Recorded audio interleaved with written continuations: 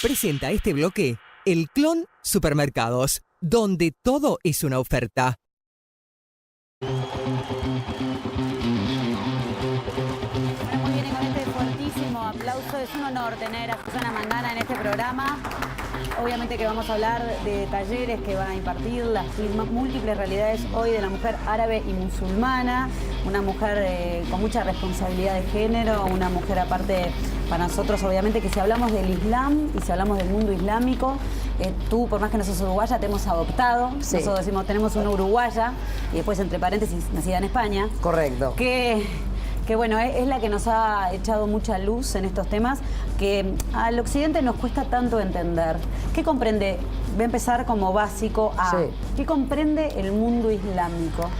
Bueno, es básico, pero es la pregunta crucial. Yo creo que si más gente en el mundo supiera responder a esa pregunta, pues fíjate que si supiéramos diferenciar entre el mundo árabe y el mundo musulmán, yo creo que ya tendríamos una buena base para acercarnos, para aproximarnos al mundo islámico.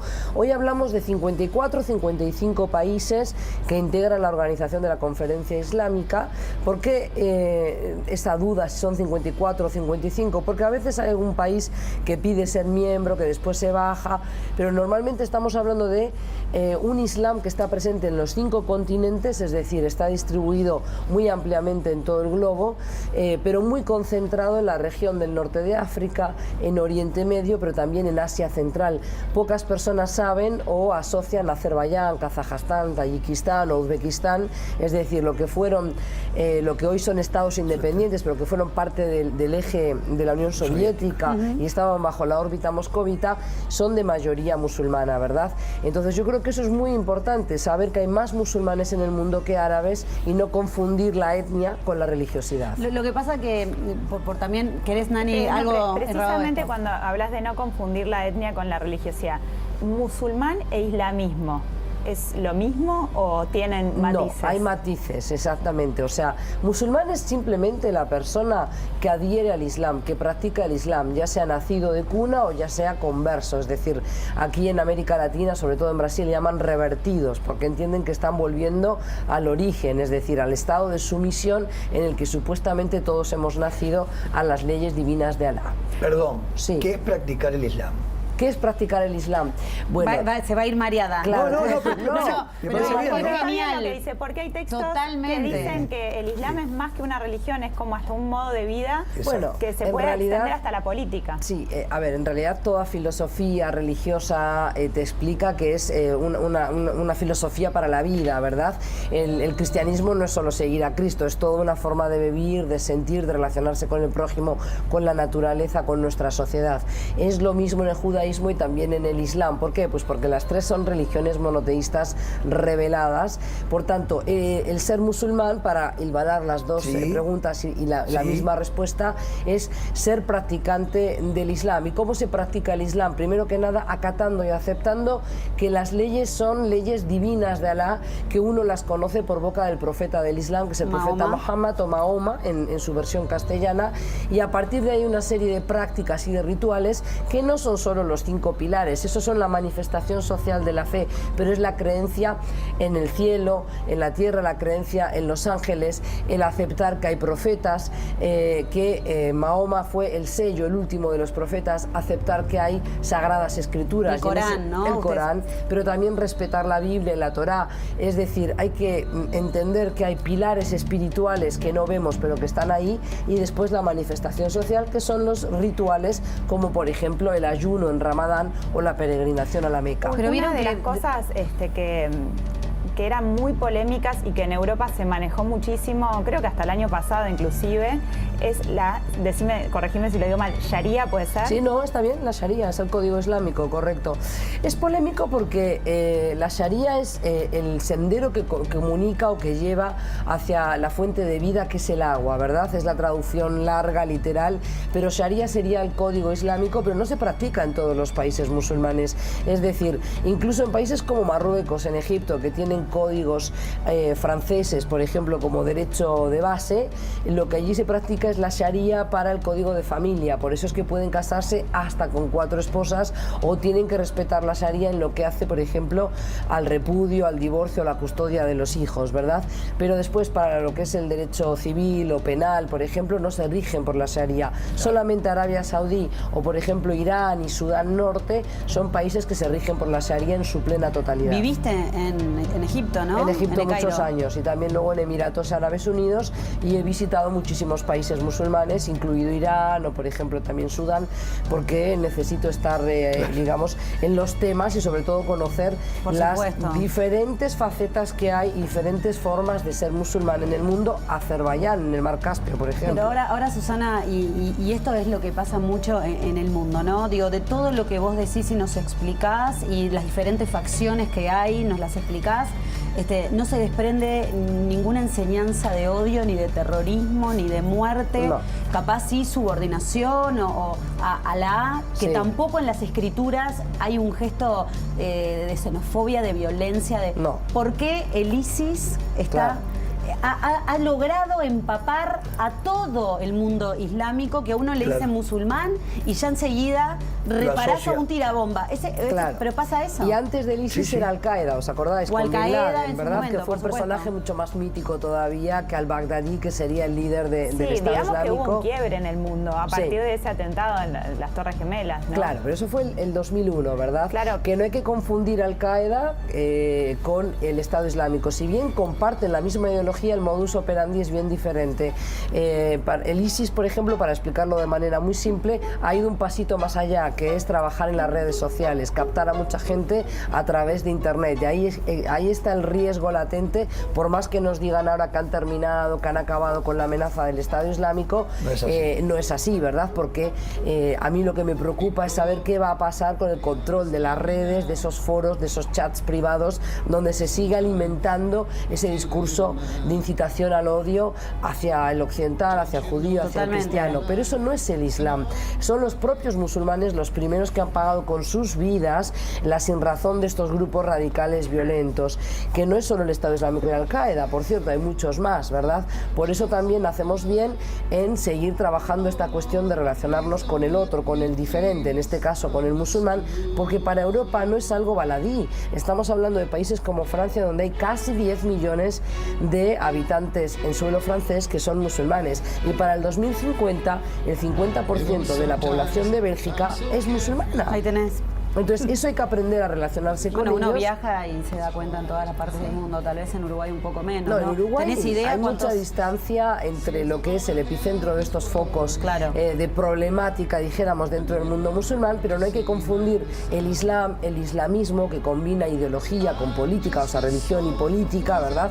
Una forma de hacer religión pensando en que el Estado tiene que aplicar la sharia, por ejemplo, eso sería el islamismo, ¿verdad? Después hay distintos niveles de belicosidad. Ahora bien, no toda persona que defiende que hay que regirse por la sharia está dispuesta a empuñar las armas, porque si se es un buen musulmán, igual que si se es un buen cristiano, tú no puedes quitarle la vida a Obvio. ningún ser humano, porque eso le corresponde, esa potestad, solamente al creador Y la de todas propia las también, cosas. porque no olvidemos de las inmolaciones, ¿no? Claro. Totalmente. Pero estas personas ya están alienadas de su sociedad, ya han estado convenientemente captadas por redes que se dedican justamente pues a leccionar a muchos jóvenes musulmanes y otros que son conversos, pero principalmente jóvenes musulmanes que son nihilistas hoy. Ya no estamos hablando de personas que son vulnerables, personas sin trabajo, que no se han adaptado a Francia o a España. Estamos hablando de terceras, cuartas generaciones, en el caso de Bélgica, de Francia, en el caso de España todavía de segunda generación.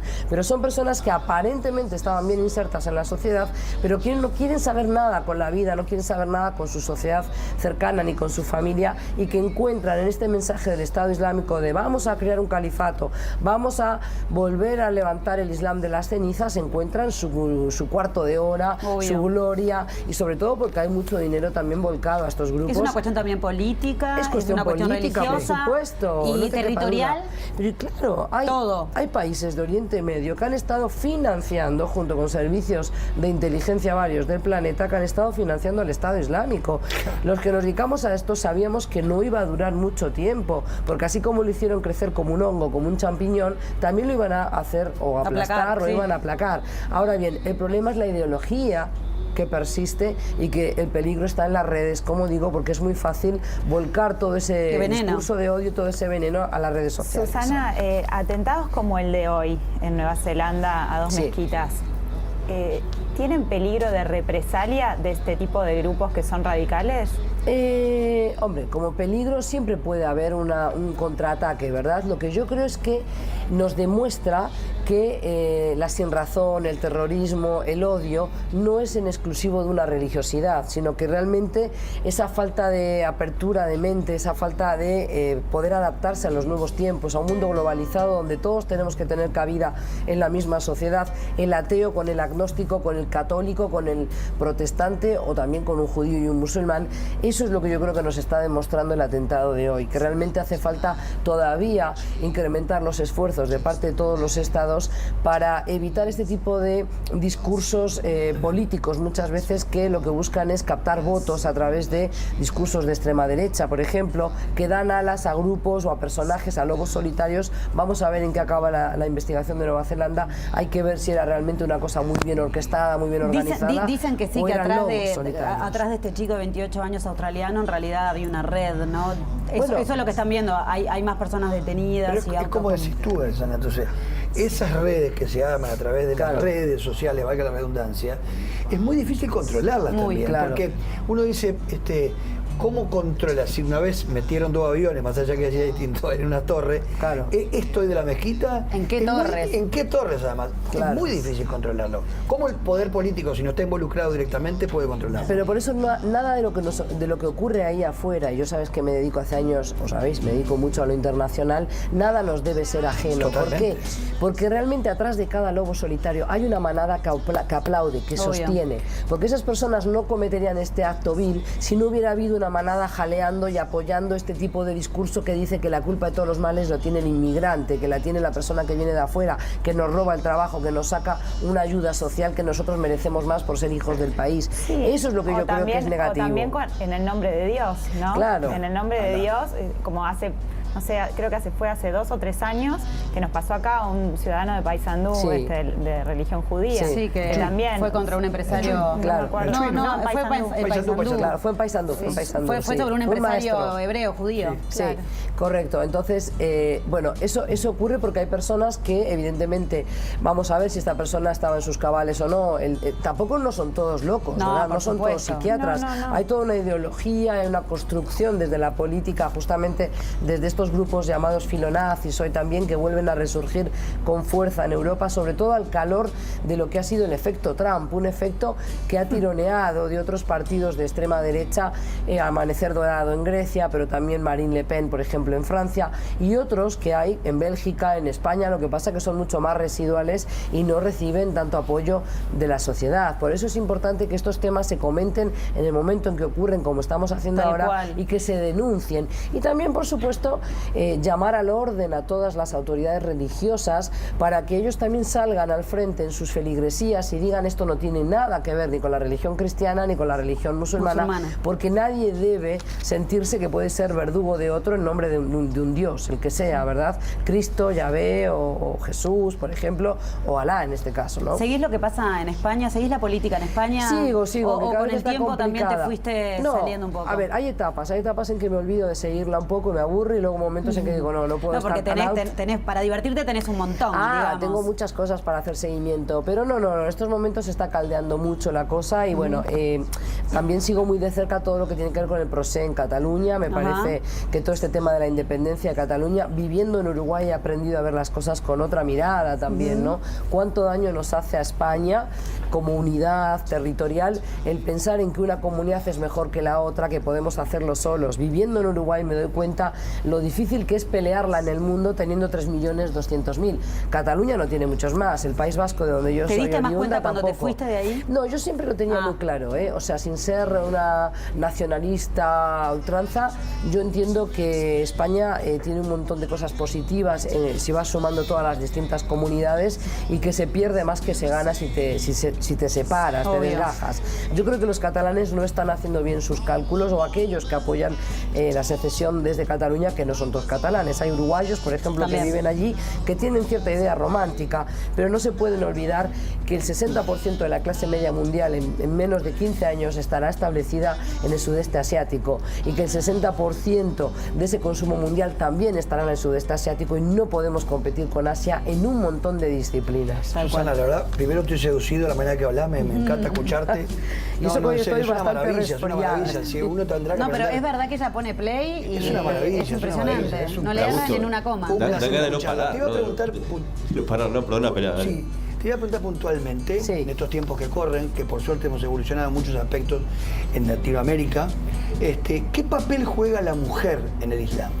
Bien, y esa es una pregunta crucial, es importante contestarla, porque seguimos teniendo una mirada muy maniquea, donde creemos que la mujer es sumisa, que la mujer está sometida, que no tiene voz ni voto, y nosotros ahí lo que demostramos es un gran desconocimiento y una gran ignorancia, porque no por el hecho de llevar un atuendo u otro, no porque lleve una minifalda es una mujer alocada, dijéramos, por a estas horas de la tarde. Sí, o aguerrida, o más aguerrida que la que está tapada. Exactamente, entonces hay mujeres que llevan el hijab, que sería el término correcto para llamar al velo, luego aquí en las imágenes vemos chador, etcétera, pero hay muchísimas mujeres, y me las encuentro en congresos, las encuentro en universidades que visito muy frecuentemente, las encuentro en despachos de diplomáticos o de abogados. Hay mujeres que defienden su carrera, pero sin renegar ni renunciar a sus raíces y a su digamos, religiosidad, ¿verdad? Por otra parte, no hay que confundir la situación de la mujer rural con la mujer urbanita. Eso pasa también en América Latina. No vive igual la bonaerense que una mujer indígena de Guatemala. Por supuesto. Entonces hay que comprender esas diferencias y dejar de hablar de la mujer musulmana para hablar del Islam de las mujeres de Oriente Medio, ¿no? Y no solo Oriente Medio, también decía antes el Mar Caspio, que he podido visitar, mujeres de Kazajstán, de Azerbaiyán, que no llevan velo, que tienen una impronta mucho más soviética en su forma de encarar el mundo y la concepción de la vida, por ejemplo, pero que son mujeres musulmanas que practican su fe, por supuesto sin la retórica que vemos de mujeres que vienen de Arabia Saudí, un país donde hasta hace muy poquitos meses no podían ni manejar en público, ¿no?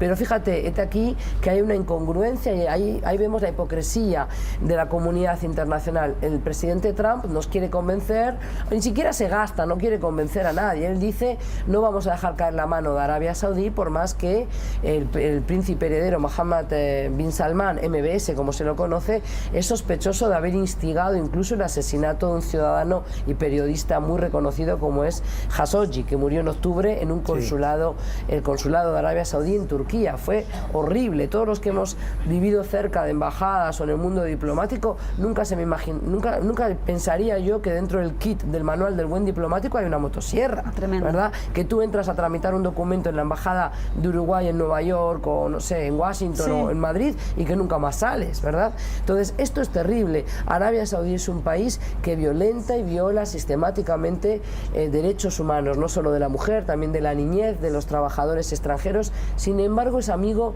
de Occidente, y la propia España, para que veáis que también hago autocrítica, le vende armas que después son utilizadas en la campaña bélica de Arabia Saudí contra Yemen, que es la peor catástrofe humanitaria que tendremos que estudiar, o nuestros hijos, nietos tendrán que estudiar en el futuro. Y eso es muy triste. Gente que está muriendo simplemente por esta guerra fría, que de fría tiene poco, entre Irán y Arabia Saudí.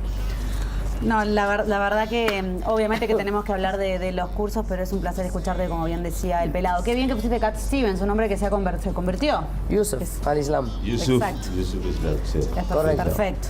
Es uno de los pocos conversos, te diré, famosos, que luego no renegó otra vez de la fe que había adoptado. Después de que hables sobre los cursos, yo tengo una pregunta para... Muy bien. Tenemos los flyers, Berito, tenemos algo para compartir. Son 3 talleres que les vamos a pasar los datos para que se puedan anotar, con teléfonos inclusive. Las múltiples realidades hoy de la mujer árabe y musulmana es uno. Este es el entender del Islam, este va a ser en Punta del Este, ahora les paso lo del anterior, pero como veo el flyer ya les digo de este. Entender el Islam en Punta del Este comienza el lunes 18 de marzo a las 5:30 de la tarde y va hasta las 8:30 de la noche. Es un taller semanal en el espacio Nous, en el centro Roosevelt, en el local 20. A ver el próximo flyer, así les digo exactamente cuál están viendo en pantalla. Ahora es Aspectos de la vida cotidiana en el Islam actual. Es el 28 de marzo al 27 de junio. Estos van a ser los jueves de 6:30 de la tarde a 8:30 de la noche también. Es en el campus de Montevideo, el 8 de octubre, 2738. Y por último es el que les empecé contando, que es las múltiples realidades hoy de la mujer árabe y musulmana. La duración es un mes, comienza el 13 de marzo, es en el Círculo de Bellas Artes y el teléfono es el 2710-06, muchas gracias Vero, 0622. Tú sabes que ha habido una respuesta muy grande, todas mujeres, a este curso taller de mujeres, pero realmente hay ya muy poquitos cupos, pero creo que hay una avidez muy grande por saber y descubrir qué piensan estas otras mujeres que están tan tapadas y realmente... Bueno, habla bien de nosotros, ¿no? De querer salir de una ignorancia que a todos nos... A mí lo que me da mucha curiosidad es saber por qué vos te abocaste hacia el mundo musulmán, estudiarlo y a Bien, yo fui a estudiar la carrera a Londres, a Inglaterra. Yo quería estudiar algo que no fuera psicología, derecho, ciencias empresariales y acabé eligiendo filología árabe para hacer un idioma distinto. Ya hablaba inglés, hablaba un poquito de francés, pero sobre todo hablaba bien inglés y el árabe me pareció mucho más exótico. Realmente hoy lo pienso y digo, qué tontería, ¿no? Pero con 17, 18 años que estás eligiendo la carrera, yo ni pensé que mis padres me iban a dejar, francamente, ir a estudiar a Inglaterra y tenía la opción de combinar estudios, o sea, algo de humanística, como era la filología y el estudio de la tradición árabe, con ciencias empresariales, con económicas, y combiné las dos facetas. Después viví en Egipto, estudié allí en la Universidad de Alejandría y ahí me fascinó el país, me fascinó la cultura, porque tienes dos opciones, sobre todo tenía 19 años, o me dejaba empapar por toda esa riqueza cultural y lo vivía a tope, y creo que lo hice, o realmente tenías que abandonar la causa y irte. Y a partir de ahí surge luego con fuerza todo lo que fue el episodio del 2001 y los atentados en Estados Unidos, y hubo una necesidad de explicarle al mundo qué era el Islam. Y yo tengo gran cantidad de, sobre todo mujeres, muy amigas del mundo musulmán, y sigo haciendo cada vez que viajo, y no son distintas a nosotras. Podrán llevar el velo o sin el velo. Ojo, que llevan el velo, pero por debajo llevan Victoria's Secret. Ay, y se perfuman todas. Y van a unos tratamientos de belleza. Fíjate esa chica. Claro, ¿Cuándo lo muestran? exactamente. ¿Sabes cómo se maquillan, se tatúan? Son hermosas aparte. Dedican horas a la higiene personal y al cuidado personal, sobre todo, a ver, todo lo que es depilación, todo lo que es masajes. Claro, entonces tienen una forma de atraer la mirada del hombre y seducirlo, que sinceramente creo que nosotras hemos perdido esa capacidad porque tenemos a las chicas tineni en la televisión todo el tiempo, ¿no? Mostrando. Sí. Entonces se pierde todo ese juego de seducción y de erotismo. Tal cual, tal cual. Susana, fue un placer hablar con vos. Bueno, muchas gracias. Muchas gracias por haber venido. Igual estás media malita. Sí, estoy un poco acatarrada, pero bueno, espero que vengan todos o al Círculo, que es los miércoles, a Punta del Este, que para mí es una apuesta bastante arriesgada porque tengo que viajar y es toda la tarde y prácticamente vuelvo en la noche todos los lunes, y si no, luego a partir del 28 de marzo en la Católica, donde vamos a estar con el curso ya pionero desde hace muchos años. Ya hace muchos años estás Exactamente. Por ahí. Gracias, Susana. A ver, la descollaste con Cat Stevens, a ver ahora. No, voy a seguir con Yusuf Islam. Cuando estaba en Marruecos, ahí el tipo fue que ahí le bajó la idea, ¿no? Y como en realidad también tiene que ver con entender el Islam, esto se llama Don't Let the Be Misunderstood, una canción que no es de Cat Stevens, pero esta es la versión de Yusuf Islam, no de solo Cat Stevens, sino ya convertido, ¿no? Entonces quería ponerle el marco musical a esta nota para no ser en realidad mal entendido. Eso es lo que quiere decir este tema. Y nos vamos a ir a pausa con Yusuf Islam haciendo esta canción, bueno, un viejo clásico en su versión Don't Let Me Be Misunderstood. Y ya venimos.